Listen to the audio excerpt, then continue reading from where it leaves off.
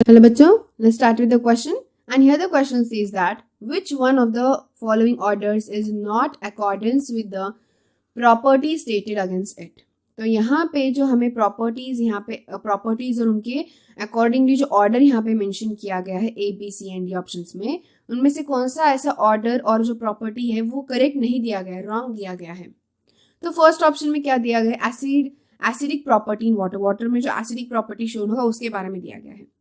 तो यहाँ पे बेसिकली ये जो ऑर्डर दिया गया है इट्स करेक्ट ऑर्डर है, क्योंकि बेसिकली होता क्या है, हमारा नॉर्मल ऑर्डर जो होता है इलेक्ट्रोनेगेटिविटी का, that we know it is F2 then Cl2 Br2 and after that I2. लेकिन इलेक्ट्रोनेगेटिविटी जितनी कम होगी उतना ज्यादा एसिडिक प्रॉपर्टी शो होगा. Okay, electronegativity and acidic property inversely proportional है. So that's why here we will write electronegativity is inversely proportional with the acidic property और acidic nature.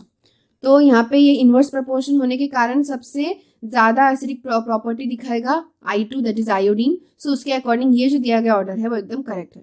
And electronegativity order भी एकदम करेक्ट है, जैसे कि हमने अभी डिस्कस किया.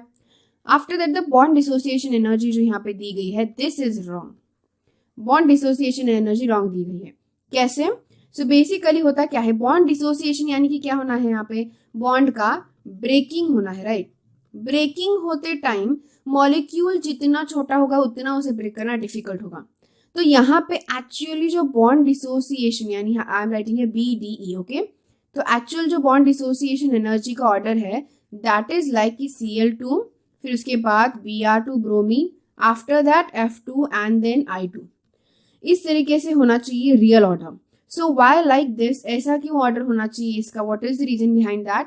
सो एक्चुअली जो फ्लोरीन मॉलिक्यूल है वो क्लोरीन एंड ब्रोमीन से कंपैरेटिवली साइज में क्या है, साइज में स्मॉलर है.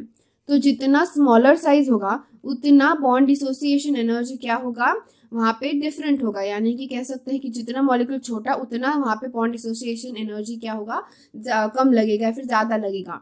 सो दैट्स वाई यहाँ पे साइज स्मॉलर होने की वजह से क्या हो गया है, फ्लोरीन जो है उसकी bond dissociation energy comparatively less है than chlorine and bromine.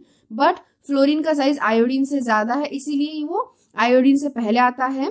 But here when we compare between with chlorine and bromine, तो उससे वो साइज फ्लोरीन का कम है, इसीलिए it is like chlorine and bromine के बाद फिर फ्लोरीन आता है.